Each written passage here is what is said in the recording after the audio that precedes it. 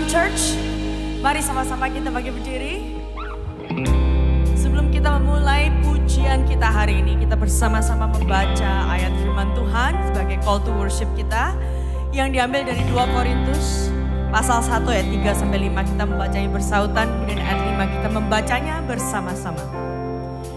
Terpujilah Allah Bapa Tuhan kita Yesus Kristus, Bapa yang penuh belas kasihan dan Allah sumber segala penghiburan. Saudara, dalam segala kami sehingga kami sanggup berada dalam macam-macam penderitaan dengan penghiburan yang kami terima bersama-sama, sebab sama seperti kami mendapat bagian berlimpah-limpah dalam kesengsaraan Kristus, demikian pula oleh Kristus kami menerima penghiburan berlimpah-limpah. Amin. Mari angkat suara kita. Kita bersyukur bahwa Allah kita di pihak kita. We won't fear the battle, we won't fear the night. We will walk the valley with you by our side. You go before us, you will lead the way. We have found a refuge, only you can save. Sing with joy, our God is for us. The Father's love is a strong and mighty fortress. Raise your voice now, no love is greater. Who can stand against us if our God is for us? Yes. Saat ku tersanjung, saat ku jatuh, saat ku jauh, kasih-Mu menggapaiku. Kau tak biarkan, Kau bersamaku. Kasih anugerah-Mu yang menopangku. Puji Allah yang di pihak kita. Kasih Bapa sungguhlah berlindunganku. Mari puji, kasih-Nya besar. Siapakah lawanku bila Dia di pihakku? Amin. Tidak ada satupun yang dapat memisahkan kita dari kasih Yesus.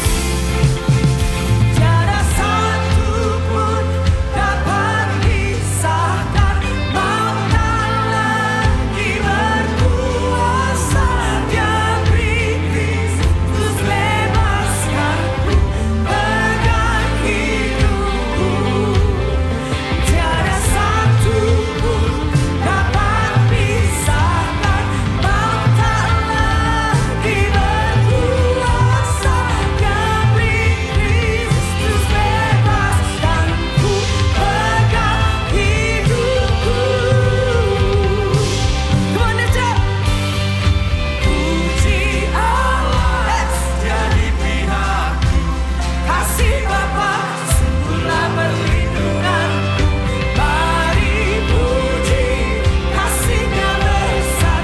Siapakah lawanku bila Dia di pihakku? Puji Allah, Dia di pihakku. Kasih Bapa sungguhlah perlindunganku. Mari puji, kasih-Nya besar. Siapakah lawanku bila Dia di pihakku? Amin.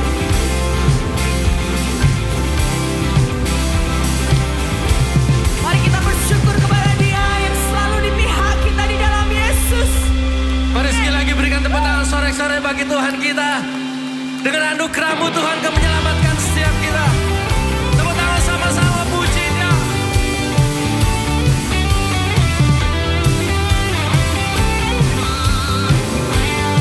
Mari coba sama-sama katakan. Bukan karena usahaku dan perbuatanku, semua pemberian-Mu. Amin. Kasih dan rahmat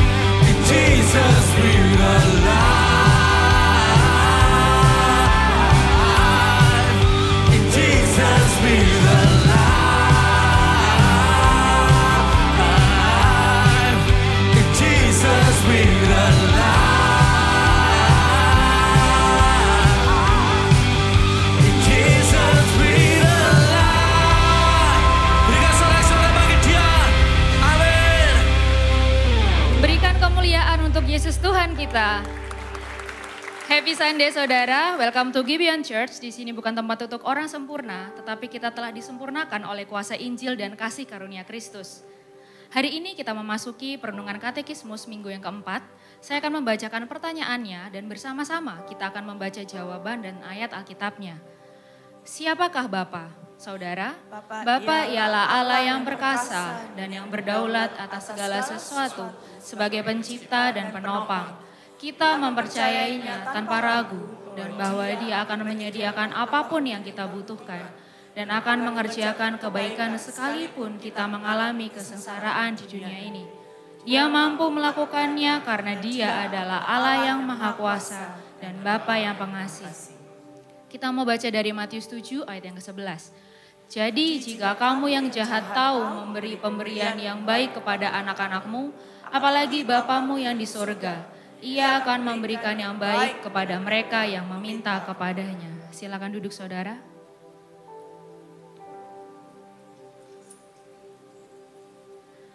Minggu lalu kita sudah merenungkan siapakah Allah Tritunggal.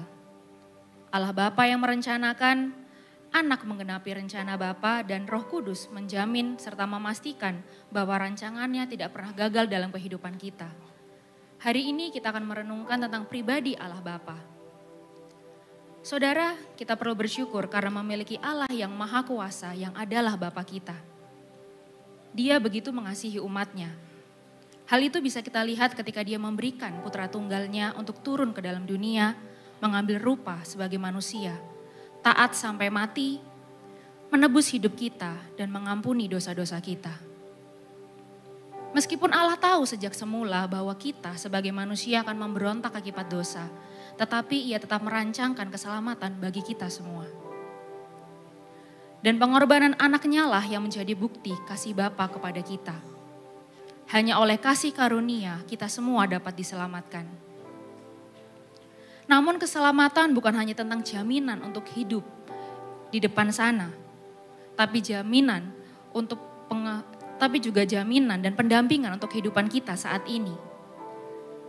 Allah yang kita miliki bukanlah Allah yang jauh saudara. Dia ada bersama-sama dengan kita.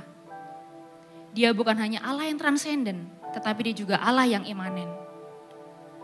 Allah yang personal dan juga dekat dengan kita semua.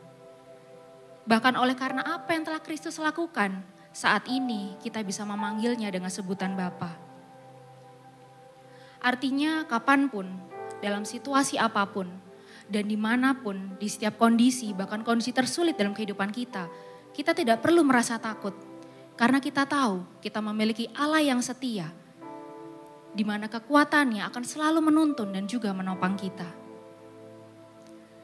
Timothy Keller pernah berkata, satu-satunya orang yang dapat membangunkan seorang raja pukul 3 pagi hanya untuk meminta minum, hanyalah anaknya sendiri. Dan kita semua memiliki akses seperti anak tersebut kepada Bapa di surga. Bukankah hal ini melegakan bagi kita semua? Dalam pergumulan hidup apapun, meskipun kita jatuh dalam perjalanan iman kita tidak larut dalam keputusasaan. Karena apa saudara? Karena kita memiliki Allah yang senantiasa menuntun kita.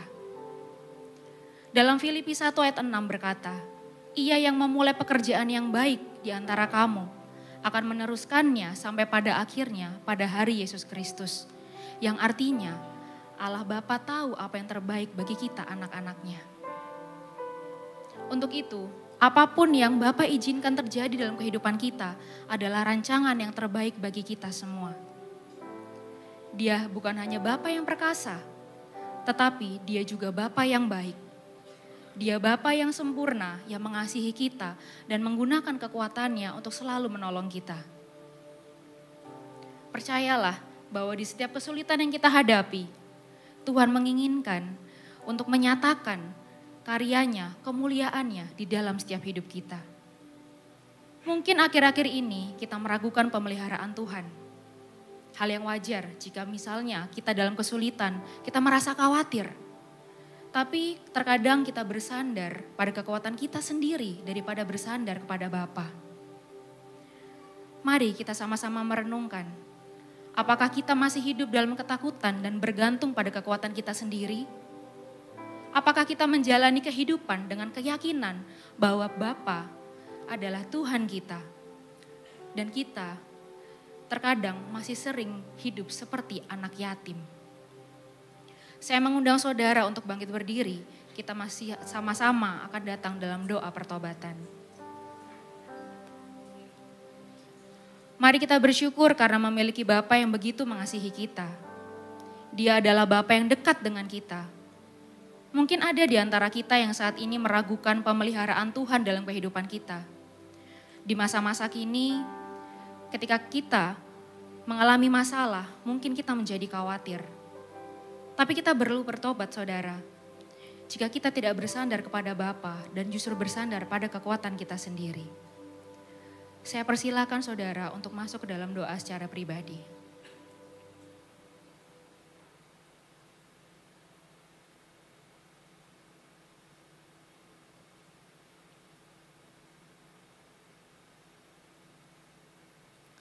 Bapa kami yang di surga, kami datang dengan segala kelemahan dan keterbatasan kami. Ampuni jika kami seringkali bersandar pada kekuatan kami sendiri. Terima kasih karena telah menjadi Bapa yang penuh kasih, yang melindungi, menyediakan segala yang kami butuhkan, dan selalu hadir dalam segala musim hidup kami.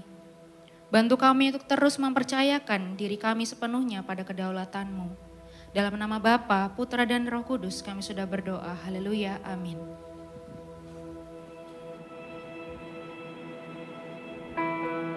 Bersyukur Tuhan untuk kasih-Mu yang begitu besar. Kasih yang tidak tertandingi oleh manapun juga. Kau telah membuktikan kasih-Mu itu di atas kayu salib bagi kami Tuhan. Mari jemaat Tuhan angkat suaramu, kita bersyukur akan kasih-Nya. Sungguh besar kasih Bapa, dalamnya tak terukur. Dia berikan anak tunggalnya, jadi tebusan kita. Sungguh berat deritanya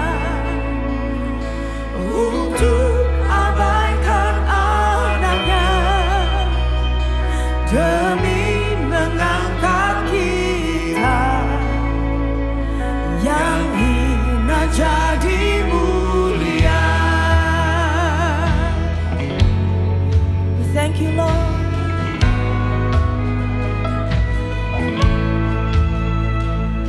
Lihatlah manusia itu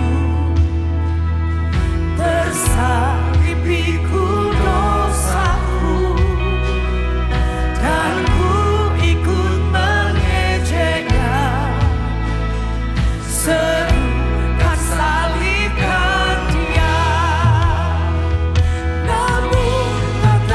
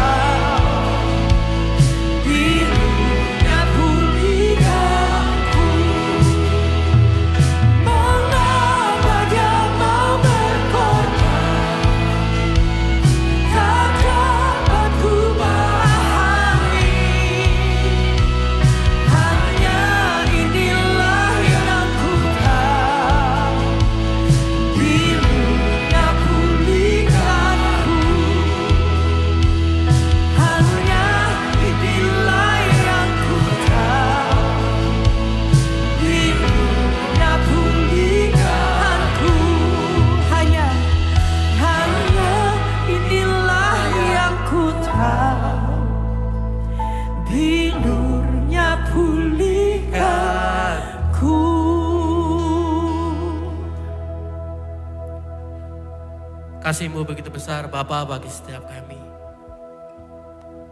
Engkau telah memberikan anak-Mu yang tunggal Yesus Kristus untuk mati bagi setiap kami.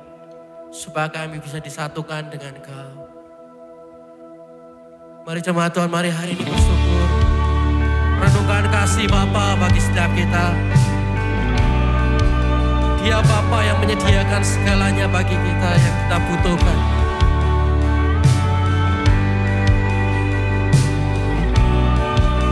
Mari sama-sama katakan.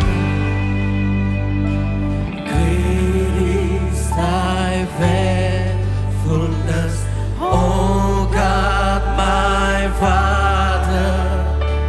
There is no shadow of turning with thee. Thou changest not, thy compassions they fail not. As thou hast been, thou forever will be. Great is thy faithfulness. Great is thy faithfulness. Morning by morning, new mercies I see. All I have needed, thy hand hath provided. Great is thy faithfulness, Lord, unto me. Terima kasih Tuhan.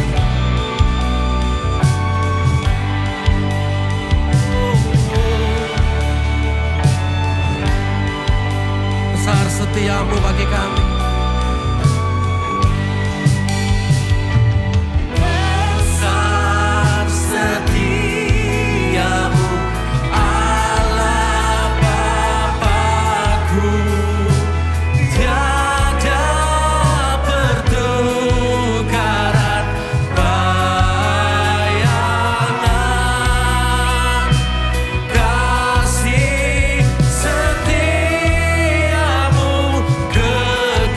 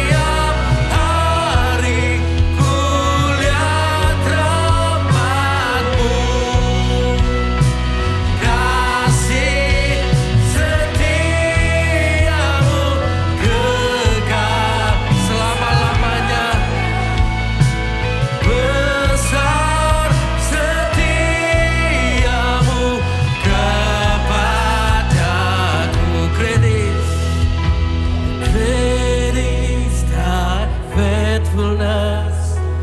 Great is thy faithfulness. Morning by morning, new mercies I see.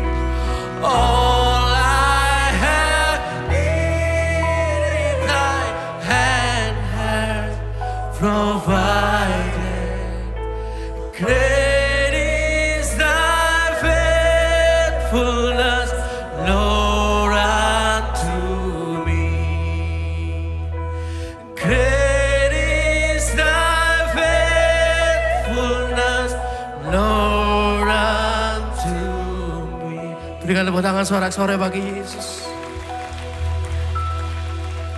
Engkau Bapa yang baik, yang tidak pernah meninggalkan kami. Engkau Bapa yang baik yang selalu mencukupi setiap kebutuhan kami. Bahkan kebutuhan yang mendasar, yaitu tentang keselamatan Engkau beri buat kami. Itu adalah pengharapan terbesar kami. Walaupun dunia lenyap, langit lenyap, tetapi pengharapan kami akan keselamatan di dalam Yesus tidak akan pernah lenyap. Karena Roh Kudus tinggal di dalam kami, memastikan bahwa keselamatan kami tidak akan pernah hilang. Terima kasih Tuhan. Terima kasih Bapa buat anugerah-Mu bagi kami. Terima kasih buat penyertaan-Mu bagi kami. Saatnya kami akan mendengar kebenaran firman-Mu melalui Roh Kudus. Engkau yang selalu mengubah hati kami. Karena kami tahu hanya Engkau yang bisa mengubah setiap hati kami. Kami siap untuk mendengarnya dalam nama Bapa, Putra, dan Roh Kudus Allah Tritunggal. Haleluya. Amin. Silakan duduk kembali saudara. Tiba saatnya kita diberi kesempatan untuk memberikan persembahan. Anda dapat memberi dengan cara transfer ke rekening gereja yang kami cantumkan atau dengan scan QR Code melalui aplikasi-aplikasi yang ada di samping saya. Juga bisa melalui mesin edisi yang kami sediakan di area Giving Booth. Dan bagi Anda yang ingin berkontribusi dalam pembangunan gereja, Anda bisa langsung scan QR Code atau transfer ke rekening gereja yang tersedia khusus untuk pembangunan. Semua informasi yang dibutuhkan untuk memberi ada di kartu informasi Ways to Give di kursi Anda masing-masing saat Anda datang. Kami juga menyediakan amplop yang dapat Anda pakai untuk memberi secara tunai. Lalu dapat Anda masukkan ke dalam kotak persembahan yang tersedia di pintu keluar saat pulang nanti. Kita memberi bukan supaya diberkati, tetapi kita memberi karena kita sudah diberkati. Sebelum memberi, mari sama-sama kita berdoa. Bapa kami yang baik, kami mengucap syukur untuk segala kebaikan-Mu yang telah kami terima dalam kehidupan kami. Jika saat ini Tuhan memberikan kami kesempatan untuk dapat memberikan sebagian berkat yang kami miliki, biarlah itu dapat dipakai untuk pekerjaan Injil-Mu melalui gereja ini. Kami memberi dengan penuh ucapan syukur dan sukacita di dalam nama Tuhan Yesus. Kami sudah berdoa, haleluya, amin. Selamat memberi. Hi Church, back again with me, Sri Grace, and this is Gibeon Weekly News.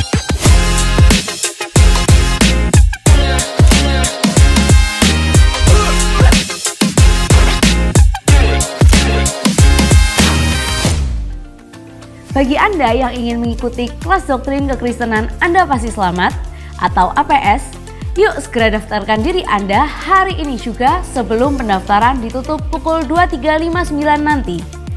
Kelas Anda Pasti Selamat diadakan setiap hari Minggu pukul 3 sore mulai tanggal 9 Februari mendatang. Kelas yang akan diadakan selama 8 kali pertemuan ini terdiri dari penyampaian materi secara interaktif menggunakan modul pendamping. Juga akan ada diskusi secara berkelompok di akhir materi bersama fasilitator. Setiap pertemuan berlangsung selama 1,5 hingga 2 jam. Kami juga menyediakan penitipan anak selama kelas berlangsung. Sekali lagi, pendaftaran kelas APS akan ditutup hari ini. So, tunggu apa lagi? Daftar melalui link berikut. Kunjungi Connect Booth di basement untuk mendapatkan informasi lebih lanjut.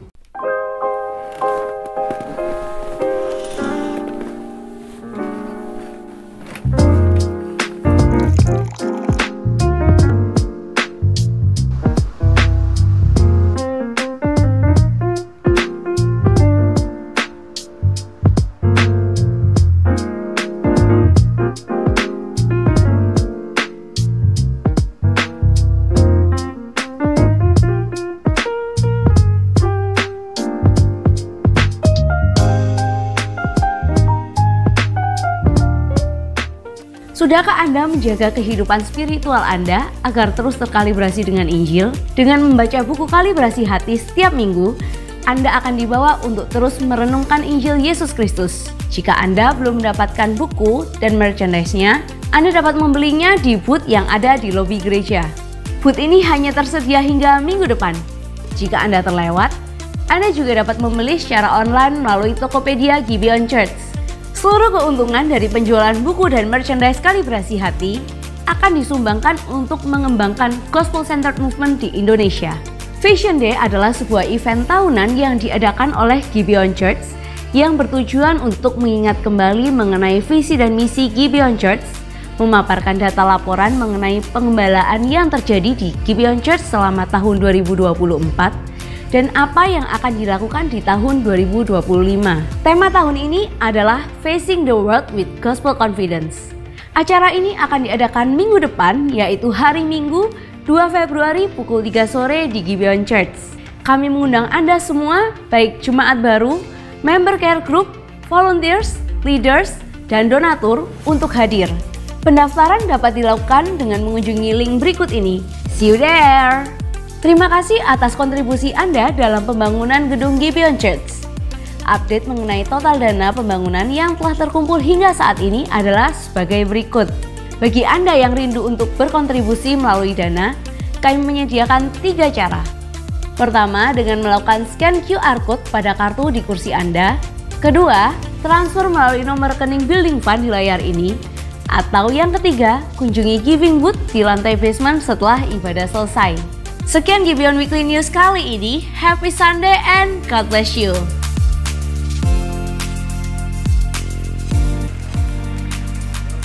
Church, bagi saudara yang pertama kali hadir bersama dengan kami mengucapkan selamat datang. Thank you for coming. Juga teman-teman yang live streaming online. Thank you for tuning in. Kita punya hashtag bukan tempat untuk orang sempurna, tapi kita semua disempurnakan oleh kuasa Injil dan oleh kasih karunia Kristus. Nah, saya sebentar kita masuk ke dalam khotbah. Saya mengingatkan hari ini adalah pendaftaran terakhir untuk saudara yang mau ikutan doktrin kekristenan dalam APS ya saudara ya.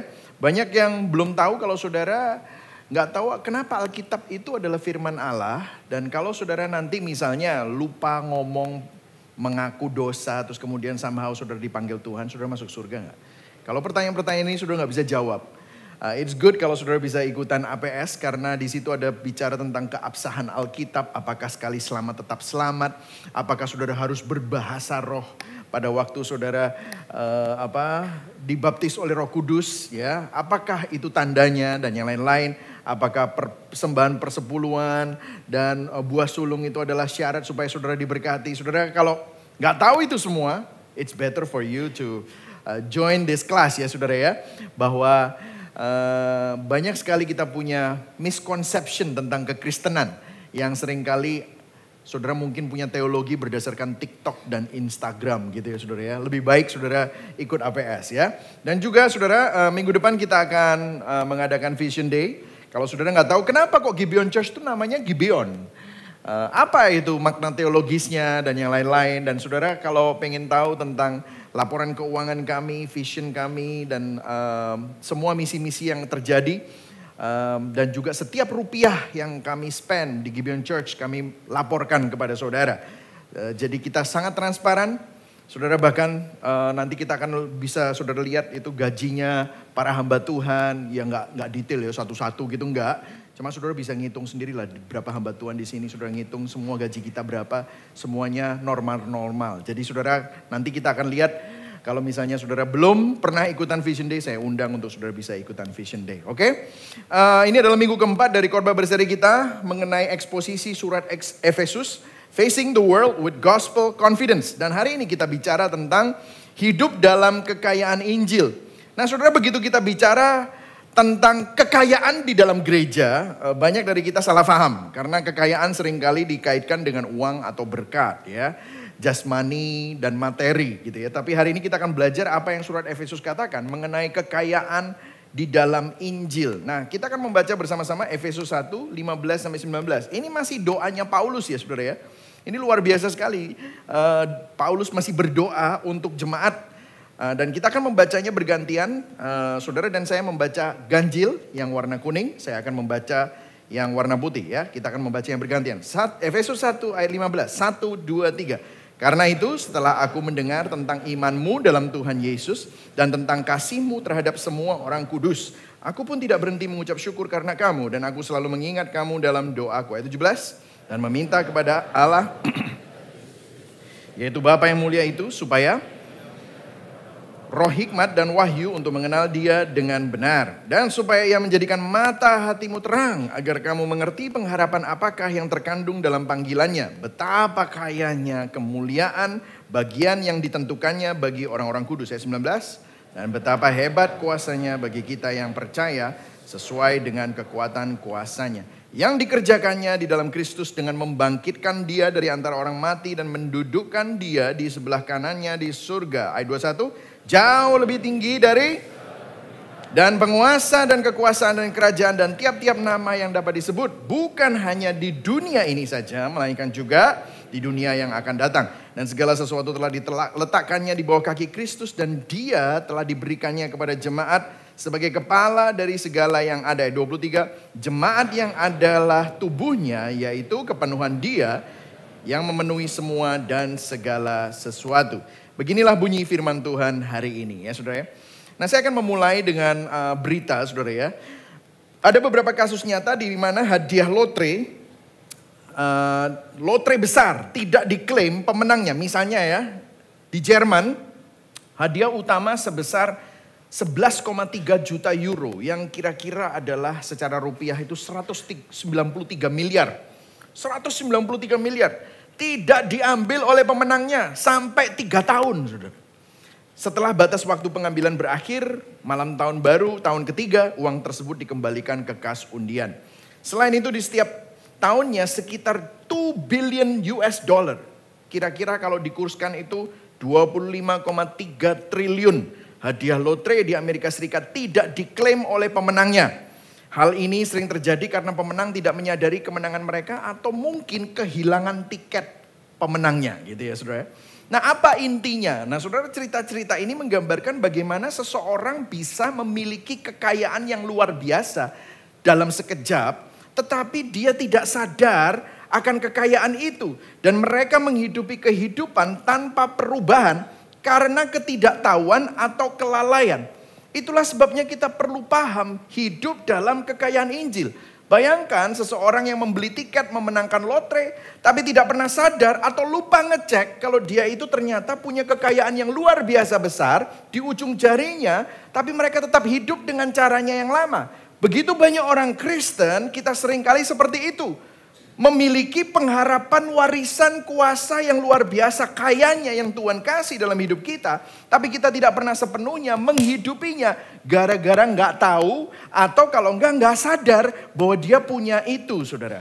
Itulah sebabnya hari ini kita akan mempelajarinya. Nah kalau saudara perhatikan waktu kita mempelajari doa Paulus. Yang menarik adalah begini saudara. Paulus tidak berdoa untuk keadaan jasmani jemaatnya.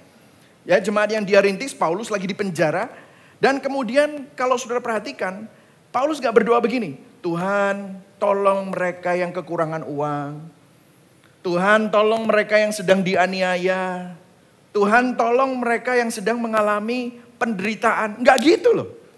Tetapi Paulus berdoa supaya mereka memahami kekayaan itu. Nah saya gak bilang gini ya saudara ya. Saya gak anti untuk doa tentang kebutuhan. Saya rasa Yesus pun mengajarkan doa Bapa kami. Di mana Yesus melakukan, mengajarkan kepada kita, berilah makanan kami hari ini. Jauhkanlah kami dari pencobaan yang jahat. Tetapi di sini Paulus sedang memfokuskan doanya bahwa kekayaan rohani itu perlu kita ketahui. Jadi sang rasul berdoa agar jemaat mengenal suatu warisan kekayaan yang telah mereka miliki di dalam Kristus. Kenapa kok ini penting? Kenapa kok ini sangat mencolok? Kenapa Paulus tidak berdoa tentang keadaan jasmani jemaat? Karena begini saudara, ini yang saya simpulkan setelah saya melakukan sedikit studi. Adalah begini, keadaan jasmani seburuk apapun tidak akan menggoyahkan pribadi yang memahami kekayaan rohani di dalam Kristus.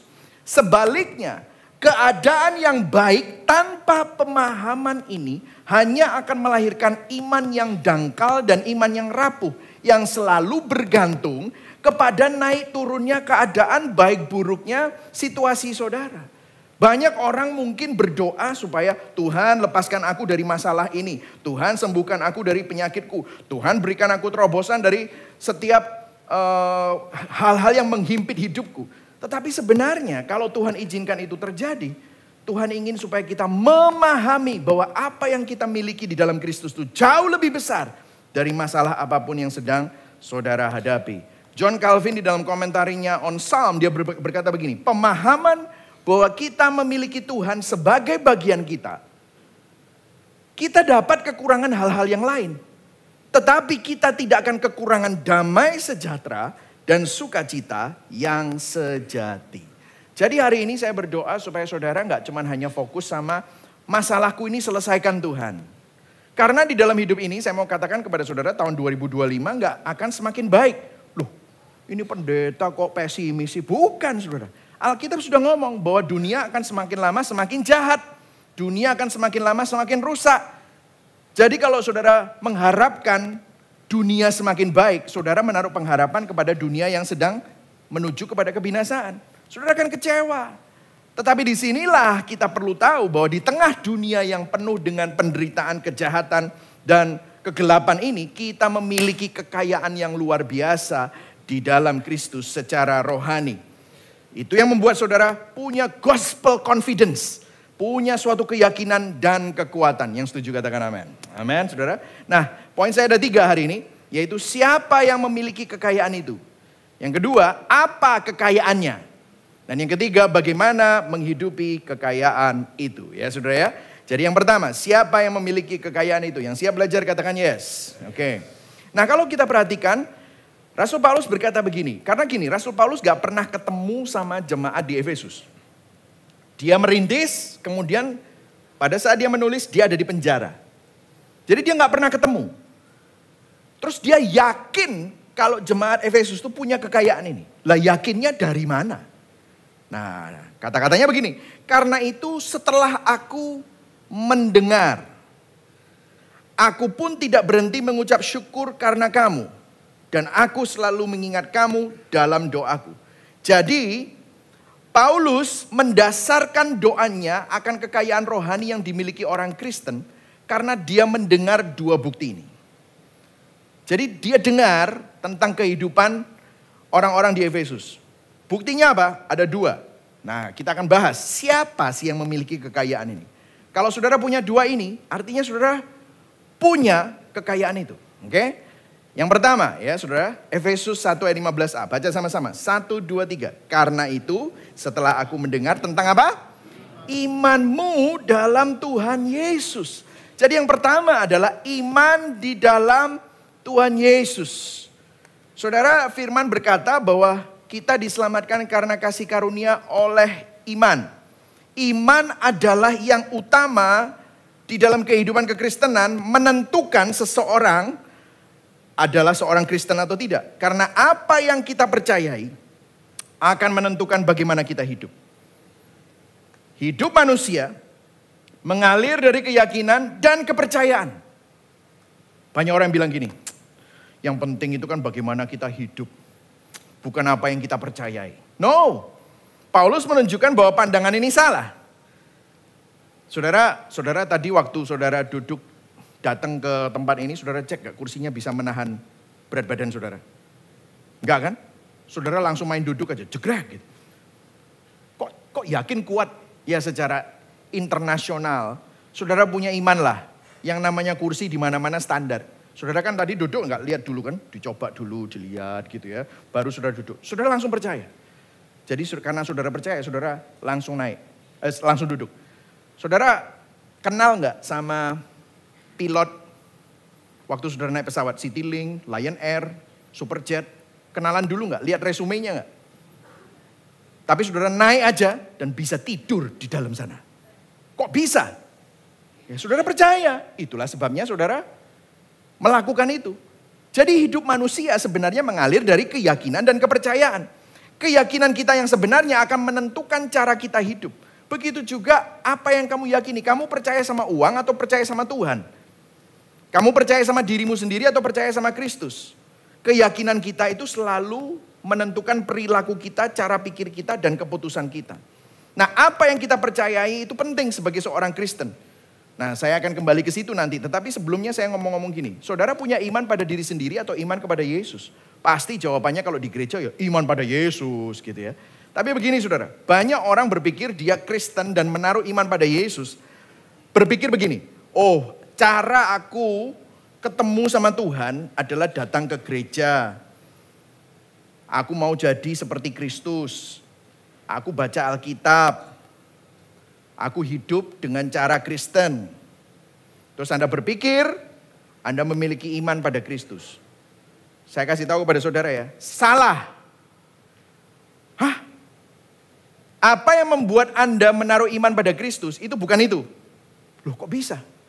Loh aku kan ke gereja menaruh iman pada Kristus. Kalau saudara berpikir, saudara itu ke gereja percaya doktrin yang benar, hafal pengakuan iman rasuli, saudara hafal doa Bapa kami. Di sini yang hafal doa Bapa kami dan pengakuan iman rasuli aja mungkin segelintir gitu ya saudara ya. Tapi kalau saudara berpikir itu yang membuat saudara selamat, saudara menaruh iman pada diri sendiri. Loh kok bisa pastor? Iya. Karena begini saudara. Saudara tadi angkat tangan, great is thy faithfulness. Dan saudara pikir gara-gara saudara melakukan itu, saudara menaruh iman pada Kristus. Salah. Loh kok bisa? Karena begini saudara. Orang yang menaruh iman pada Kristus adalah orang yang sadar bahwa dia tidak bisa menyelamatkan dirinya sendiri. Orang yang menaruh iman pada Kristus adalah orang yang sadar bahwa dia akan binasa. Dia tidak mampu untuk datang kepada Tuhan. Sebaik-baiknya, sesaleh-salehnya seseorang manusia, dia adalah orang yang berdosa. Oh tapi kan aku orang baik, aku gak memperkosa. Hatimu penuh dengan kejahatan. Itulah yang membuat kita terpisah dari Tuhan. Itulah sebabnya karena begitu besar kasih Allah akan dunia ini. Sehingga dia mengaruniakan anaknya yang tunggal. Supaya barang siapa yang percaya kepadanya tidak binasa, melainkan beroleh hidup yang kekal. Saudara harus tahu bahwa Tuhan yang menghampiri saudara. Tuhan yang cari saudara. Tanpa Kristus kita nggak bisa selamat dan datang kepada Tuhan. Saudara diselamatkan karena kasih karunia oleh iman. Waktu saudara percaya kepada Kristus, itu yang mendorong saudara untuk ibadah. Itu yang mendorong saudara untuk baca firman. Itu yang mendorong saudara untuk angkat tangan waktu berkata, great is thy faithfulness. Jadi itu iman kepada Kristus. Kalau iman pada diri sendiri, saudara pikir ibadahmu yang menyelamatkanmu. Angkat tanganmu yang menyelamatkanmu. Persembahanmu yang menyelamatkanmu. Itu iman pada diri sendiri. Rasul Paulus berkata, kamu harus sadar, imanmu bukan pada dirimu sendiri, tetapi kepada Yesus Kristus Tuhan. Yang setuju katakan amin. Masalahnya sekarang saudara, imannya ke siapa? Ada banyak orang Kristen melakukan hal-hal yang Kristen. Tetapi sebenarnya imannya pada dirinya sendiri. Jadi kalau saudara percaya bahwa saudara tidak bisa selamat hanya karena karya Kristus di kayu salib dan hanya karena kasih karunia-Nya. Dan itu yang mendorong saudara untuk berdoa. Itu yang mendorong saudara untuk beribadah. Saudara menaruh iman pada Yesus Kristus. Apalagi bukti yang kedua? Bukti yang kedua adalah ini. Karena itu setelah aku mendengar tentang imanmu dalam Yesus Kristus. Dan baca sama-sama 1, 2, 3 yang digaris bawahi. Tentang kasihmu terhadap semua orang kudus. Oh ternyata iman saja, itu percaya saja, itu ternyata kosong. Karena iman itu pasti ada buktinya. Buktinya apa? Kasih kepada sesama orang percaya. Kasih tanpa memandang latar belakang adalah bukti dari iman sejati. Kasih yang seperti ini menunjukkan perubahan hati oleh Injil. Menghancurkan keinginan untuk merasa lebih unggul dari kelompok lain. Nah kalau saya bisa tunjukkan kepada saudara, kekristenan yang sejati itu yang ini atau yang ini. Banyak orang bilang, iya dong iman plus perbuatan dong. Harus kasih makanya, gak bisa kayak gitu. Atau iman yang menghasilkan kasih atau perbuatan. Ya tentu saja kalau tadi saudara mendengar penjelasan saya, karena saudara menaruh iman di dalam Kristus, maka sebenarnya bukan yang putih ya, tetapi yang kuning. Iman yang menghasilkan kasih dan perbuatan. Tapi kan saudara begini kan, ada orang yang bilang gini, orang Kristen kok kayak gitu. Aku aja yang bukan Kristen gak kayak gitu. Aku aja orang yang pendeta kok kayak gitu. Aku aja yang orang biasa aja gak kayak gitu. Apakah perbuatan kita semua sudah sempurna? Tentu saja tidak. Semuanya masih ada dalam progres. Karena begini saudara, saya mau nanya sama saudara. Petrus, murid Kristus. Thomas, murid Kristus. Kok Thomas masih bisa ragu? Kok Petrus masih bisa menyangkal? Kalau kita lihat Daud, orang yang dipilih Tuhan, katanya orang yang paling menyenangkan hati Tuhan. David is a man after God's own heart. Wah, favoritnya Tuhan katanya. Tapi dia berzina kok seperti itu. Orang a man after God's own heart kok masih bisa melakukan itu. Kenapa saudara? Karena begini saudara. Semua kita pernah gagal. Gagal dalam perbuatan. Lah terus apa yang menjadi perbedaan? Perhatikan saudara. Apa yang membuat perbedaan iman yang menghasilkan perbuatan meskipun perbuatannya masih jatuh bangun. Perbuatannya masih belum sempurna.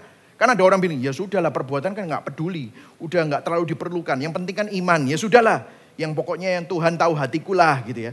Nah Tuhan tahu hati kita tuh hati yang seperti apa. Yang kalau jatuh bangun itu masih dalam progres. Itu iman yang terus menghasilkan perbuatan itu seperti apa. Perhatikan saudara. Jonathan Edwards di dalam bukunya Religious Affection dia bilang begini. Tanda sejati dari kelahiran baru adalah kesedihan yang mendalam atas dosa. Masih bisa berdosa gak? Boleh dijawab? Bisa. Tapi kesedihan yang mendalam atas dosa. Artinya hatinya pengen bertobat. Bukan karena rasa takut akan hukuman. Tetapi karena penghinaan terhadap Allah yang kudus. Seorang yang telah lahir baru membenci dosa karena ia telah mengecap manisnya kasih Allah. Amin saudara. Jadi kalau hati saudara gak nyaman dengan dosa, saudara masih bisa jatuh bangun dalam dosa. Tapi jatuh bangunmu dalam dosa tidak menghilangkan keselamatanmu. Karena jatuh bangunmu di dalam dosa, itu mendukakan hatimu. Dan ini mendorong saudara untuk bertobat. Mendorong saudara untuk bisa terus hidup mengasihi Tuhan. Martin Luther berkata begini, kita selamat oleh iman dan bukan perbuatan. Namun jika tidak ada perbuatan, pasti ada yang salah dengan iman itu. Jadi reflektifnya di poin yang pertama adalah begini. Apakah saudara memiliki iman yang sejati kepada Kristus? Bukan pada usahamu sendiri. Apakah saudara bersandar sepenuhnya kepada Kristus untuk keselamatan dan pengampunan dosa? Kalau orang melihat hidup saudara, apakah mereka bisa lihat bukti dari iman dan kasih itu? Apakah saudara hanya mengasihi orang-orang yang mirip sama saya? Yang sosial sama, ras sama, pendidikan sama. Atau saudara juga belajar mengasihi mereka yang berbeda secara budaya, sosial dan ekonomi. Kenapa? Kalau segala sesuatu karena kasih karunia, kamu mau sombong apa? Apa yang bisa kita sombongkan? There's nothing that we can boast about. Amin saudara. Jadi itu adalah yang pertama. Kita masuk dalam poin yang kedua. Apa kekayaan itu? Jadi iman dan perbuatan, iman yang menghasilkan perbuatan. Bukan iman dan perbuatan, tapi iman yang menghasilkan perbuatan. Imannya kepada siapa? Bukan pada diri sendiri, tapi kepada Kristus. Itu adalah tanda orang yang punya kekayaan ini. Nah sekarang kita akan bahas apa kekayaannya ya saudara ya. Efesus 1 ayat 18a. Kita baca sama-sama ya. 1, 2, 3. Dan supaya ia menjadikan mata hatimu terang. Agar kamu mengerti apa? Pengharapan apakah yang terkandung dalam panggilannya. Bahasa Inggrisnya that you may know what is the hope to which he has called you. Jadi ternyata begini saudara. Kita mempunyai kekayaan. Salah satunya adalah apa? Kita punya pengharapan dalam panggilannya. Wih, apa itu? Abstrak sekali. Perhatikan saudara. Paulus berdoa agar jemaat mengetahui pengharapan dalam panggilan Allah yang sepenuhnya didasarkan pada kasih karunia Tuhan dan bukan pada usaha manusia. Dia tidak berkata pengharapan dari panggilan kita, bukan. Tetapi pengharapan dari panggilannya. Apa artinya? Ada satu pengharapan yang muncul dari tahu bahwa Tuhan itu panggil saudara.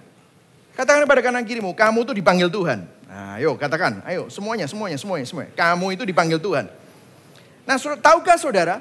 Saudara itu ya percaya Tuhan itu bukan kayak saudara milih mau beli HP mana.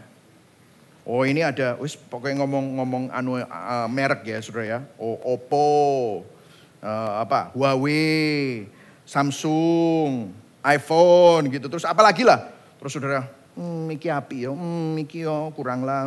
Saudara research, koyo sing paling masuk akal aku tak beli merek ini.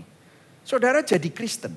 Saudara diselamatkan. Itu bukan seperti kayak research mau beli produk apa. Bukan. Tapi kalau firman Tuhan berkata begini. Tidak ada seorang pun yang bisa berkata Yesus adalah Tuhan. Kalau bukan karena kuasa Roh Kudus yang memanggil dia. Tidak ada seorang pun yang dapat datang kepada Bapa kalau tidak ditarik oleh Bapakku. Wih. Saudara dan saya itu dipanggil. Bukan saudara yang milih. Bukan aku yang memilih kamu. Bukan kamu yang memilih aku, tetapi aku yang memilih kamu. Yesus ngomong sama murid-muridnya. Nah, ada satu ayat di mana Rasul Paulus menjelaskan secara gamblang apa sih maksudnya panggilan itu. 1 Korintus 1 ayat 26 sampai 31 saya ajak kita semua baca pelan-pelan. Oke, saudara ya. Saya bacakan dulu. Ingat saja saudara-saudara, ayo baca sama-sama yang kuning. 1, 2, 3. Bagaimana keadaan kamu ketika kamu apa? Dipanggil. Katakan sama-sama, saya dipanggil. Katakan pada kanan kirimu, kamu ini dipanggil. Nah ya saudara. Lihat, terus habis itu Rasul Paulus mau memperjelas. Kamu dipanggil itu bukan karena kamu ganteng. Bukan karena kamu cantik, bukan karena kamu pinter. Lihat. Menurut ukuran manusia, tidak banyak orang yang apa? Bijak. Tidak banyak orang yang berpengaruh. Tidak banyak orang yang terpandang. Dengan kata lain, ini halus ya ngomongnya. Tapi Rasul Paulus mau ngomong gini. Kamu itu bukan orang pinter. Kamu itu biasa-biasa. Kamu bukan orang berpengaruh. Kamu bukan orang terpandang. Tapi lihat ayat 27. Tetapi apa yang bodoh bagi dunia, dipilih Allah untuk memalukan orang-orang beriman. Apa yang lemah bagi dunia, dipilih Allah untuk memalukan orang apa yang kuat. Apa yang gak terpandang. Yang terpandang itu kan yang sosialita, jet set, kaya, berpengaruh. Tapi apa yang tidak terpandang dan yang hina bagi dunia, dipilih Allah. Bahkan apa yang tidak berarti, dipilih Allah untuk meniadakan apa yang berarti. Ayat 29, ayo baca sama-sama. Supaya jangan ada seorang manusia pun yang memegahkan diri di hadapan Allah. Gak boleh sombong. Karena semuanya karena kasih karunia. Kamu dipanggil. Tetapi oleh Dia, oleh Bapa di surga, kamu berada di dalam Kristus yang oleh Allah telah menjadi hikmat bagi kita. Ia membenarkan meskipun kamu gak benar, Dia benarkan kamu. Ia menguduskan meskipun kamu gak kudus, Dia kuduskan kamu. Dia menebus kita meskipun kamu gak layak ditebus. Karena itu seperti ada tertulis. Ayo baca sama-sama. 1, 2, 3. Barang siapa yang bermegah, hendaklah ia bermegah. Berikan tepuk tangan buat Tuhan bahwa Tuhan memilih saudara. Aku dipanggil, saya gak layak dipanggil. Jadi saudara kita harus sadar. Kalau saudara itu dipanggil, itu bukan karena saudara ini hebat. Bukan karena saudara layak, no. Makanya dikatakan pengharapan dalam panggilan itu. Karena apa? Kata pengharapan itu berarti apa? Ada keyakinan, ada jaminan, ada keteguhan, ada keberanian. Saya terjemahkan bebas, ada confidence, ada gospel confidence. Nah confidence yang model ini tidak membuat kita sombong. Karena confidence yang model ini menunjukkan bahwa kalau Tuhan pilih kamu, Tuhan manggil kamu bukan karena kamu baik, bukan karena ada kamu bijaksana, bukan karena kamu punya kualifikasi, namun hanya karena Allah memutuskan untuk mengasihi kamu, menurut kerelaan kasih karunia-Nya untuk kemuliaan-Nya. Jadi saudara, mengetahui bahwa Allah memanggil kita bukan karena kita layak, tetapi karena kasih karunia-Nya memberikan apa? Confidence. Ada suatu keyakinan, keberanian, dan kerendahan hati. Artinya gini loh saudara, artinya gini. Saudara gak bisa ngomong gini. Kalau ketemu sama orang yang susah bertobat, orang yang pokoknya, wah ini gak mungkin lah. Kalau dia bertobat ini keajaiban gitu saudara. Saudara gak bisa ngomong gini, angel gitu, gak bisa. Maaf nih ya yang Jakarta gitu ya, berat dia gak mungkin berubah gitu. Saudara waktu saya ketemu sama teman-teman SMA saya, mereka semua kaget. Hah, Michael jadi pendeta. Dia itu dulu pendeta cabul. Ini sekarang jadi pendeta Injil gitu saudara. Coba saudara lihat. Kalau saudara lihat Paulus itu loh. Orang yang nangkepin orang Kristen. Paulus itu orang yang memenjarakan orang Kristen, membunuh orang Kristen. Kalau ada kategori orang yang susah bertobat, angel. Nah itulah Paulus. Jadi kalau saudara lihat orang dan bilang, membutuhkan sebuah keajaiban untuk orang itu bertobat. Coba lihat kaca. Itu keajaiban kalau saudara juga bertobat. Jadi bersyukurlah. Saudara dipilih, saudara dipanggil. Bukan karena kamu cantik, pinter, ganteng. Tetapi semata-mata karena kasih karunia Tuhan. Yang setuju katakan amin. Sekali lagi kita berikan tepuk tangan buat Tuhan. Dia baik buat saudara, amin. Nah selanjutnya saudara, kekayaan apa lagi? Yang di garis bawah itu. 1, 2, 3, baca sama-sama. Betapa kayanya kemuliaan bagian yang ditentukannya bagi orang-orang kudus. Nah ini susah dimengerti ya. Saya sampai cari bahasa aslinya. Saya sampai cari buku-buku lain untuk menstudi ini. Apa maksudnya? The riches of his glorious inheritance in the saints. Wow. Ini kekayaannya adalah kekayaan warisannya yang mulia yaitu orang-orang kudusnya. Maksudnya gini saudara.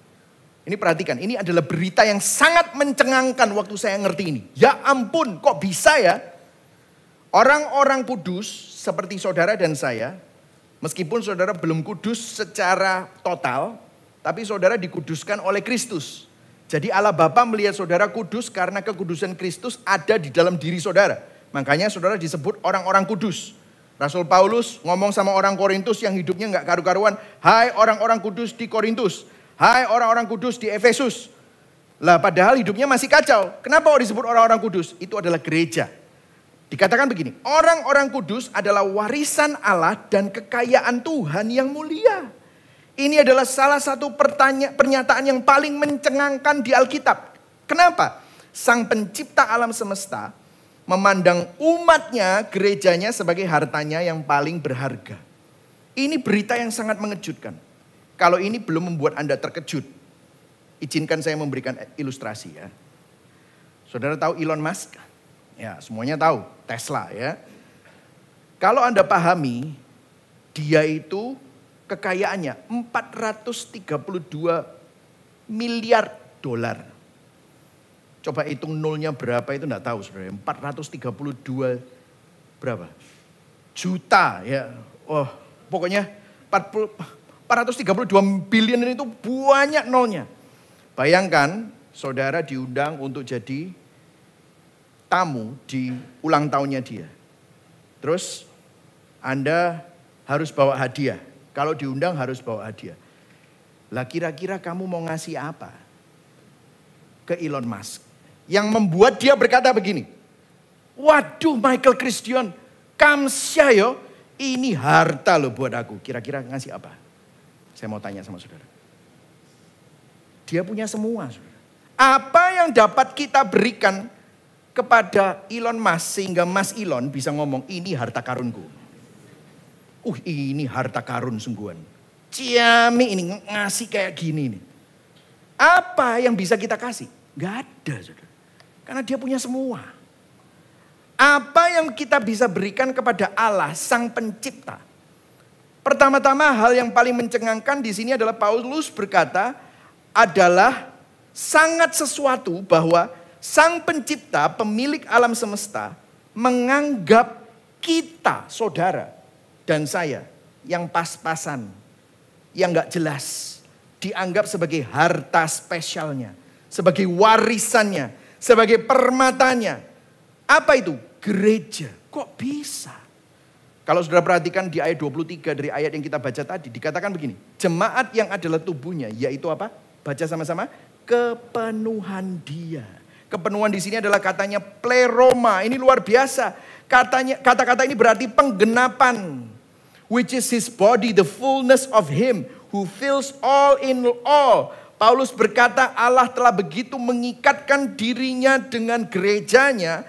Sehingga kita, gerejanya, saudara dan saya adalah bagaimana dia menunjukkan kepada dunia kemuliaannya. John Calvin di dalam bukunya Institute of Christian Religion dia berkata begini. Di dalam bab 3, butir kedua. Dikatakan Tuhan tidak membutuhkan kita sebenarnya. Tapi dia memilih kita untuk jadi warisannya. Agar melalui kita kemuliaan Tuhan dinyatakan di seluruh dunia. Wow. Jadi artinya begini saudara. Kita tidak hanya menerima Tuhan sebagai warisan kita. Namun kita juga menjadi warisannya Tuhan. Artinya Tuhan mengikatkan kemuliaannya pada kita. Tuhan menyebut kita umatnya sebagai kemuliaan warisannya. Gereja adalah umatnya. Adalah cara Tuhan untuk menunjukkan kasihnya, hikmatnya, kuasanya kepada dunia. Kalau saya bisa kasih sedikit ilustrasi di sini sebagaimana permata memantulkan cahaya, demikianlah hidup kita dirancang untuk memantulkan kemuliaan Allah. Kalau saudara ngerti begini, jangan pakai hidup kita untuk hal yang sia-sia. Amin saudara. Kalau saudara sadar siapa kita, aduh Tuhan kok bisa ya. Untuk apa kita hidup dalam hal-hal yang gak berguna, hidup dalam dosa. Kalau saudara tahu ini, kenapa kita khawatir tentang apa yang orang lain katakan tentang Anda.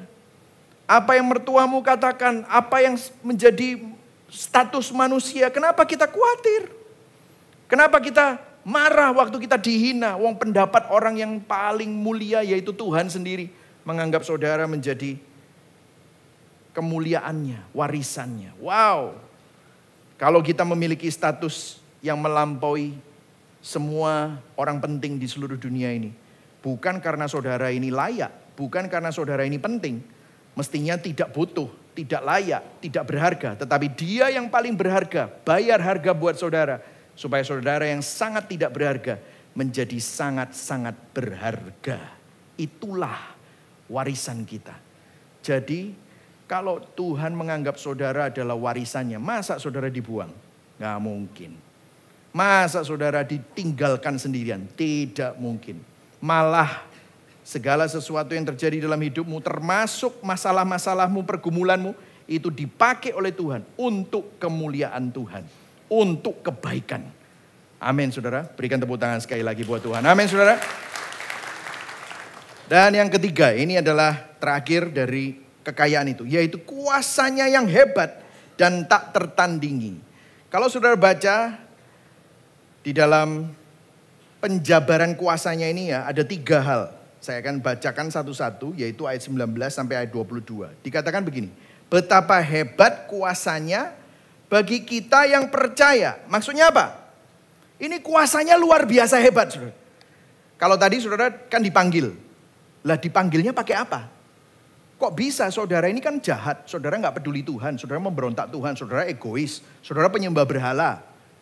Jangan dikatakan penyembah berhala itu patung ya. Tapi berhala itu adalah apapun yang selain Tuhan. Lah gimana saudara bisa dipanggil? Pakai kuasa. Artinya gini. Kuasa yang Tuhan gunakan untuk mengubah dan membuka hati saudara. Mengubah Anda dari mati rohani jadi kehidupan. Orang yang dulunya menolak Tuhan kok bisa terima Tuhan. Jadi kalau saudara sekarang itu bisa percaya Tuhan, itu karena ada kuasa yang buat saudara bisa mampu percaya. Ini luar biasa sekali.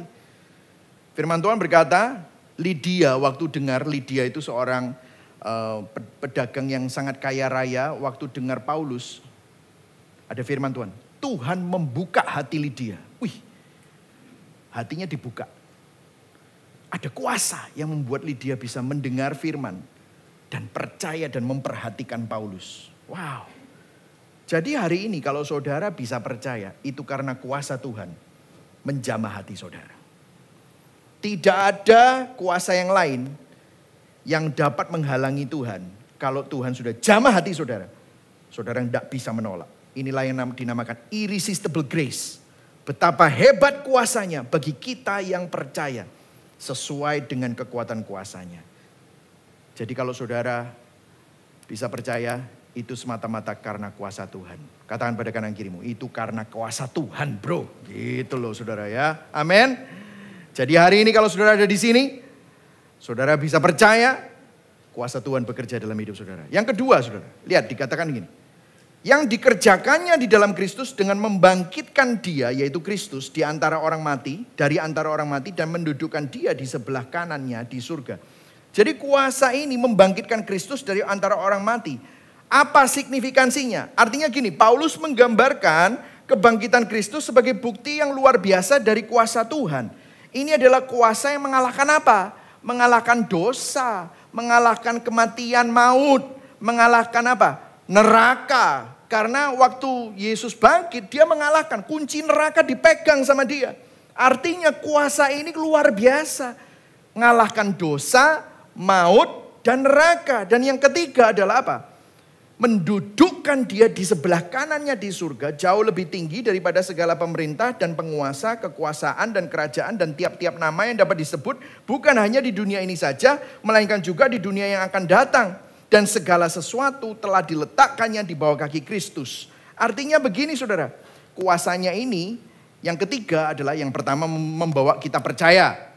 Yang kedua membangkitkan Kristus, ngalahin dosa, ngalahin kematian, ngalahin neraka. Yang ketiga menobatkan Kristus sebagai Raja, memerintah segala sesuatu. Untuk siapa?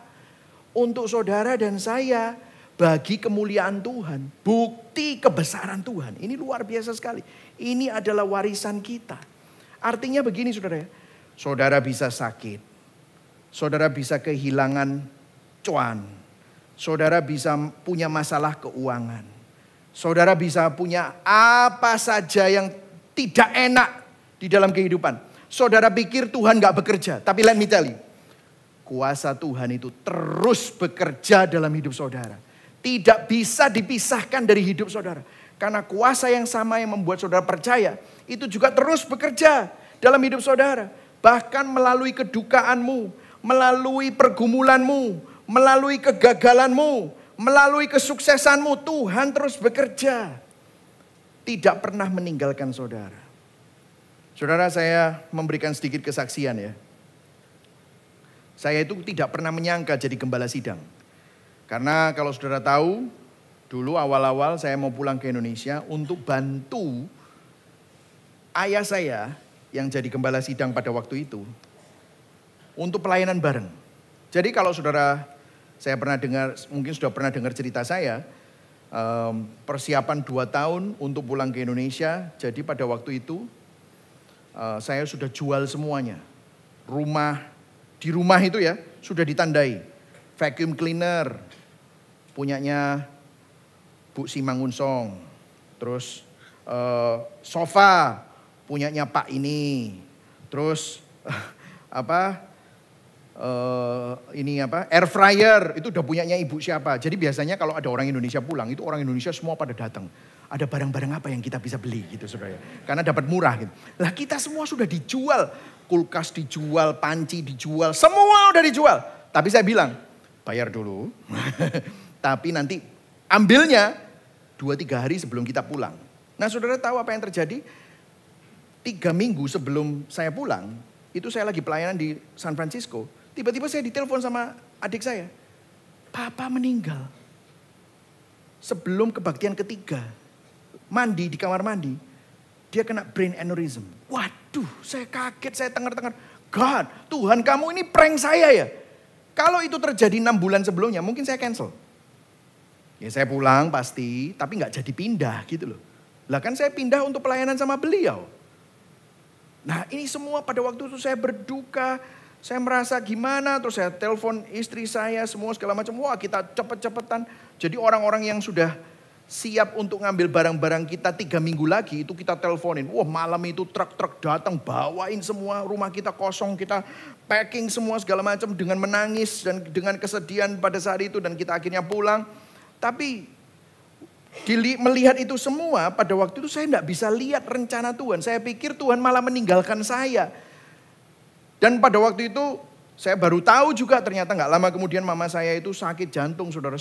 Ada 5 arteri itu 98%, 99% itu semuanya tersumbat semua. 99% 3, 98% 1, yang satunya 90%. Ini harus bypass surgery.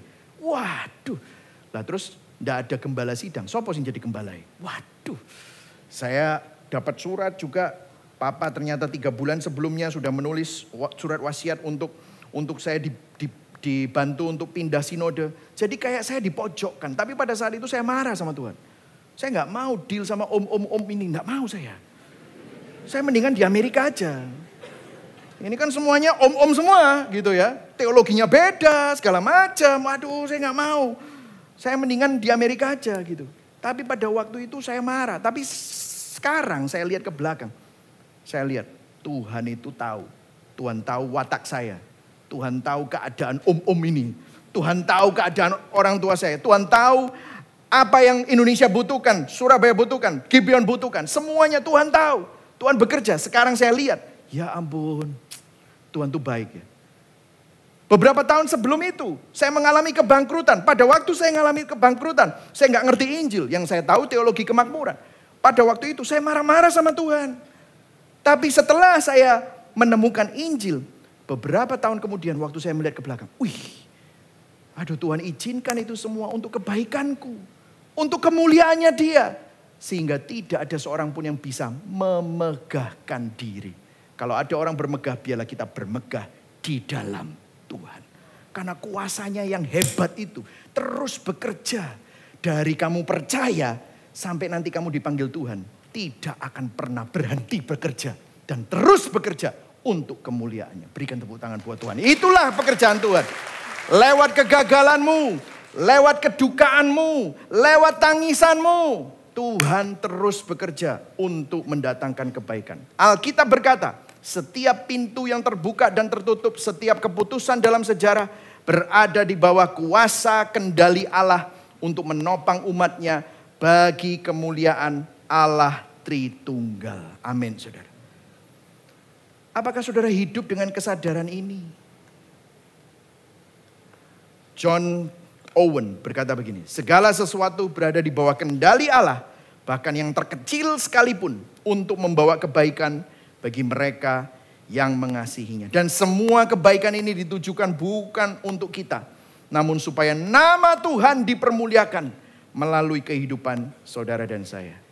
Reflektifnya saudara, apakah saudara paham sih pengharapan yang kita miliki dalam panggilan Kristus? Paham gak sih? Seringkali kita pakai kekuatan kita sendiri. Tetapi kalau saudara sadar bahwa Tuhan yang manggil saudara tidak akan pernah meninggalkan saudara. Apakah pengharapan itu memberikan ketenangan dalam menghadapi ketidakpastian hidup? Dapat gospel confidence gak sih? Bagaimana identitas kita sebagai warisan Allah mengubah cara kita melihat diri kita dan orang lain?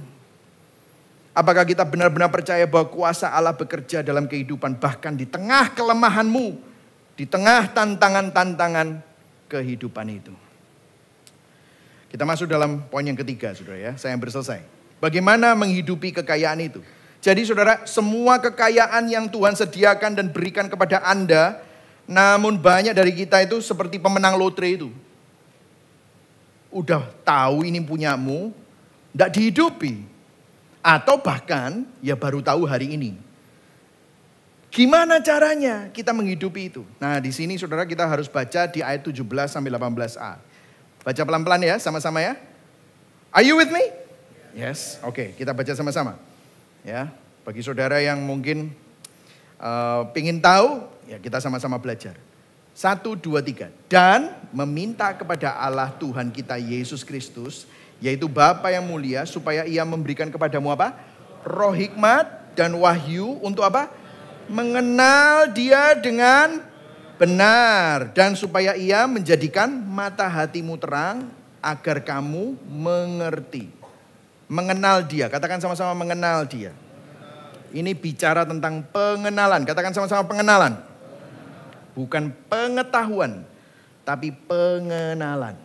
Kenal Tuhan. Saudara, agama Kristen adalah salah satu agama yang satu-satunya bicara. Kalau saudara baca Alkitab, itu bukan tentang perintah yang diikuti. Kalau hanya tentang perintah yang diikuti, 10 perintah Allah cukup. Kenapa kok ada 66 kitab? Bicara tentang Tuhan untuk saudara. Supaya saudara bukan cuma hanya taat, tetapi kenal. Katakan sama-sama kenal. Kenal. Kalau saudara kenal, saudara tahu isi hati Tuhan, taat itu pasti akan ikut. Saudara akan dengan sendirinya taat. Karena apa? Saudara kenal. Saya kenal papa saya dulu. Papa saya seorang dokter. Papa saya menyayangi saya. Kalau saya gitu. Langsung papa, sini. Kenapa kamu kok batuk? Dari tadi papa dengar kamu batuk. Dia keluarin sentolop.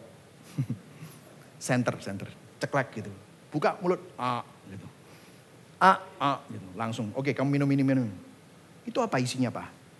Papa dulu ngasih ini, saya tidak mempertanyakan dia. Kenapa? Karena saya kenal dia. Dia tahu yang terbaik buat saya. Saya langsung percaya. Saya langsung minum. Ini ya 3 kali 1 habis makan. Kenapa kok enggak sebelum makan aja? Saya argue sama papa? Enggak. Saya langsung percaya, saya langsung taat. Kenapa? Karena saya kenal. Saudara kenal enggak sama Tuhan? Kenapa kok saudara suka mencurigai Tuhan? Kenapa kok saudara suka bimbang? Karena saudara enggak kenal. Karena saudara enggak tahu. Saudara punya masalah dengan masa lalu. Mungkin sama papamu, sama orang-orang otoritas. Makanya saudara lihat Tuhan persis seperti ngelihat orang-orang yang punya masalah itu. Tapi Tuhan kita nggak seperti itu. Kenapa kita suka mencurigai Tuhan? Karena kita nggak kenal. Makanya Paulus bilang, berdoalah. Doa adalah sarana untuk kita mengenal Tuhan. Minta Tuhan memberikan kita roh hikmat, menerangi hati kita agar kita paham, agar kita kenal. Dari mana kita bisa kenal? Renungkan firman Tuhan. Buka Alkitab, ambil Alkitab, baca firman. Nah, waktu Anda dengar begini, Alkitab mana gitu ya, Saudara. Doa mana? Please dengerin. Kekristenan, waktu kita baca Alkitab, itu bukan bicara tentang seperangkat peraturan yang harus diikuti agar saudara diberkati dan terhindar dari kutuk dan masalah. Bukan. Tapi kita baca, kita berdoa, kita Bible study. Makanya ini sampai ada renungan harian. Download Gibeon app, renungan harian. Saudara baca, itu ada ayatnya, tinggal diklik. Diklik gini langsung keluar ayatnya. Seret. Bacaan. Baca bukan untuk gini. Apa ya yang aku harus lakukan supaya hari ini tenderku lancar. Bukan gitu. Kita baca supaya kita kenal hati Tuhan. Supaya kita kenal Tuhan. Bukan hanya mengetahui. Tetapi mengenal. Karena gini loh saudara. Banyak orang Kristen itu Krislam dan Bukris. Tahu Krislam dan Bukris? Bukris itu Buddha Kristen. Krislam itu Kristen Islam. Maksudnya apa? Campur-campur. Jadi dia kalau baca itu kayak ke Gunung Kawi itu masih campur-campur. Apa yang aku harus lakukan untuk supaya dapat sesuatu dari Tuhan gitu ya. Semuanya praktikal, bukan. Rasul Paulus berkata gini, segala sesuatu ku anggap rugi, segala sesuatu ku anggap sampah. Karena apa? Pengenalan akan Kristus. Saudara kenal enggak? Makanya saudara berdoa, saudara renungkan firman Tuhan. Ambil Alkitab, baca firman, tuliskan bagian mana yang mengena. Maksudnya supaya apa? Supaya saudara tanya, kalau misalnya ya baca Alkitab, jangan hanya cari prakteknya. Habis baca Alkitab, aku harus ngapain ya? Aku harus lakukan apa ya supaya keluar dari masalah? No, jangan gitu. Tapi tanya, bagaimana hati Tuhan dinyatakan melalui ayat-ayat ini? Apa rencana Tuhan melalui kejadian ini? Siapa Yesus di sini buat saya? Apa hikmah dari cerita ini tentang kesetiaan Tuhan dan kebaikan Tuhan? Bagaimana saya melihat kesetiaan Tuhan dan kebaikan Tuhan dalam hidup saya saat ini? Apa yang perlu dikalibrasi dalam hatiku. Itu loh saudara. Amin saudara. Inilah gospel confidence yang saudara dapatkan. Sehingga apa? Saudara nggak hidup sendirian juga. Jangan cuma hanya berdoa dan firman Tuhan sendirian. Diskusikan sama istri, sama suami. Kemudian apa? Diskusikan dalam komunitas. Wah nanti saudara, wah promo program gereja. Let me tell you. Ini bukan program gereja. Kalau program gereja saya akan bilang. Semua CG harus memungut persembahan. Setor ke pusat. Coba yang ikutan CG. Ada persembahan? Tidak ada. Malah dikasih budget saudara. Malah dikasih budget kok bisa. Kalau mau program gereja dan bisnis gereja. Paling gampang panggil artis, panggil pembicara yang ngerti dukun santet segala macam. Rame. Tiap kali persembahan 2 kali. Pernah persembahan 2 kali? Nggak ada. Nggak ada itu semua. Ini bukan bisnis saudara. Aduh kadang-kadang saya ini garuk-garuk kepala. Memang banyak yang seperti itu. Banyak yang seperti itu. Tetapi kita ini melakukan ini semua untuk apa? Supaya saudara kenal. Setiap kali kalau ke Gibeon pasti saudara. Ini gereja ngomonginnya apa? Alkitab. Alkitab. The Bible. Eksposisi. Selalu. Kenapa? Supaya saudara kenal.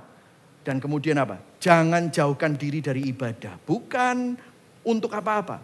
1 tahun cuma 52 minggu saudara. Hatimu perlu dikalibrasi. Ini semua namanya adalah apa saudara? Sarana anugerah. Ini Alkitab yang ngomong. Janganlah kamu menjauhkan dirimu dari persekutuan orang kudus seperti yang dibiasakan oleh beberapa orang. Ini namanya sarana anugerah. Maksudnya begini.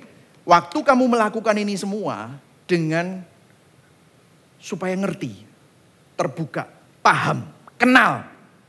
Itu anugerah dicurahkan. Bukan anugerahnya itu tidak ada. Tapi saudara semakin sadar akan anugerah Tuhan. Sehingga saudara bukan cuma hanya melakukan praktek-praktek agamawi. Kalau saudara masih ingat Paulus berkata di Filipi 3:8. Segala sesuatu kuanggap rugi karena pengenalan akan Kristus Yesus Tuhan lebih mulia daripada segalanya. Banyak kan yang gereja modern cari itu kan. Yang dianggap rugi oleh Paulus. Betul gak? Pengakuan manusia, pencapaian dunia. Itu sama Paulus dianggap rugi. Sedangkan kita maunya itu. Paulus bilang itu sampah. Yang aku mau apa? Harta karunku apa? Mengenal Kristus. Saya berdoa biarlah ini menjadi pengenalan kita. Saudara, saya kasih terakhir ya saudara. Sarana anugerah. Pada waktu saudara itu baca firman, dengar khotbah, berapa banyak di sini yang tertegur hari ini? Gak usah angkat tangan, gak usah angkat tangan. Ya, tertegur hari ini, saudara bilang, aduh gila ya, kena aku. Di situ hatimu mudah bertobat. Karena apa? Sebelumnya hatimu beriman pada hal-hal yang fana, hal-hal yang bukan Tuhan, hal-hal di luar Tuhan. Saudara bersandar sama hal-hal yang lain selain Tuhan. Makanya saudara mudah bertobat. Waktu saudara punya sarana anugerah ini, saudara datang ke gereja, diskusi sama komunitas, saudara berdoa, saudara baca firman. Baca firman bukan untuk cari hal-hal praktis, tapi apa sih yang Tuhan mau? Apa sih yang hati Tuhan itu seperti apa? Siapa Yesus di sini buat aku? Saudara kenal, aduh aku tertegur. Aku perlu bertobat karena aku bersandar sama hal-hal yang lain. Sehingga apa? Itu membuat saudara percaya lagi, beriman lagi. Bukan kepada hal-hal yang fana. Tetapi saudara percaya lagi, beriman kepada Kristus.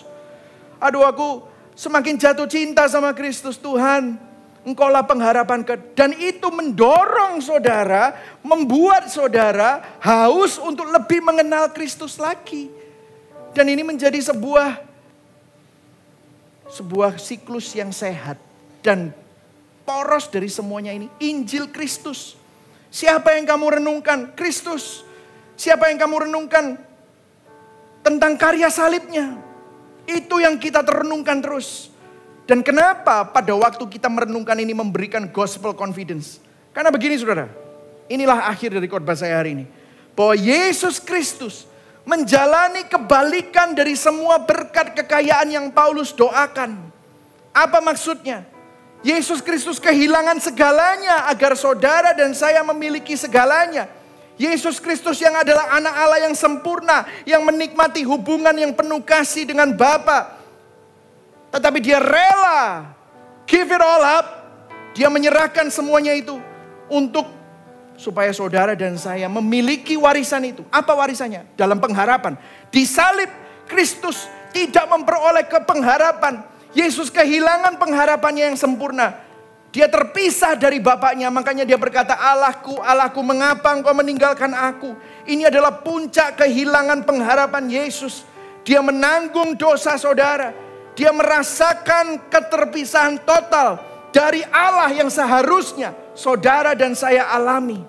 Dia menghadapi dan menanggung murka Allah Bapa.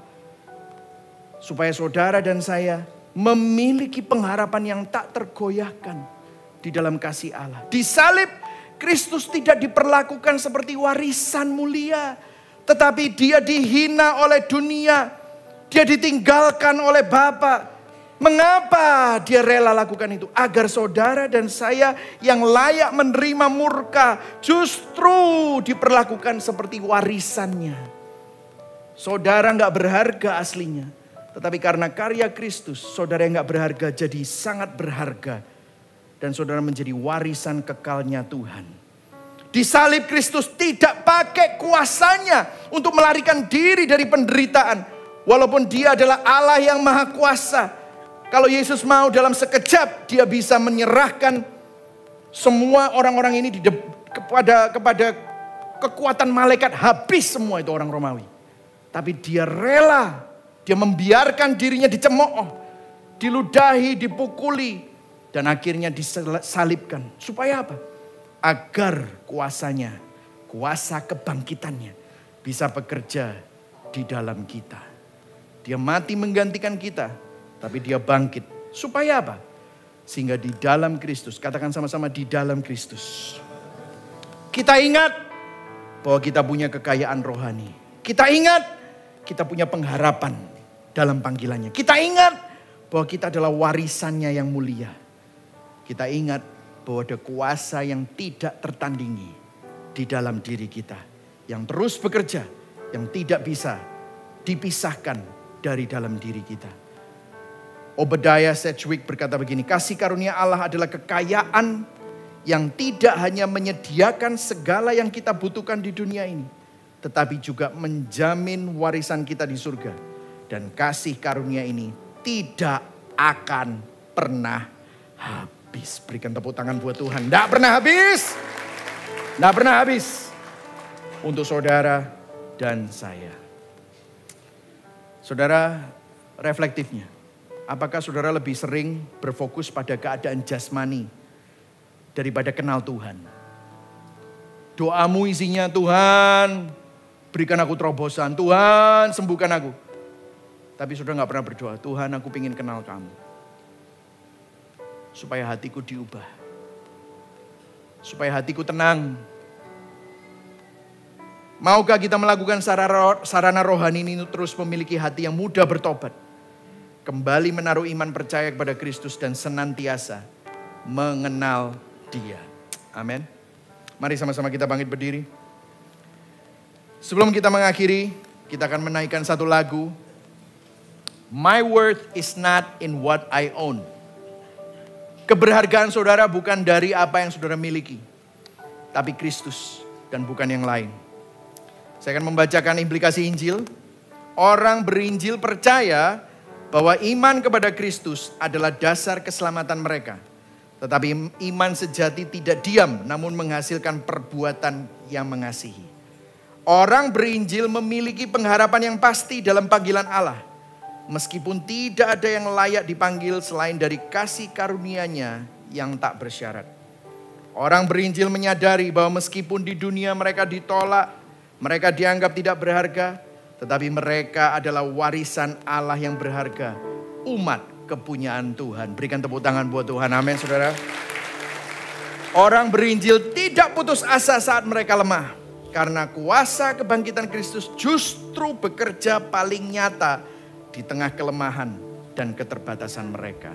Mari sama-sama kita nyanyikan lagu ini. Apalah arti hidupku, bukan pada kekuatan, bukan pada kekuatanku, namun di tubuh lukanya, di salib bukan di kuat gagahku. Bukan di kuat gagahku ataupun kebanggaan, That's right. Amen. namun di dalam darahnya Gimana saudara? Bersukalah sama-sama. bersukakan penebusku, dialah harta hasrat jiwaku. Percaya hanya padanya, puas yang sempurna dalam Jadikan ini deklarasi kita. Seperti bunga, hari ini ada, besok belum tentu.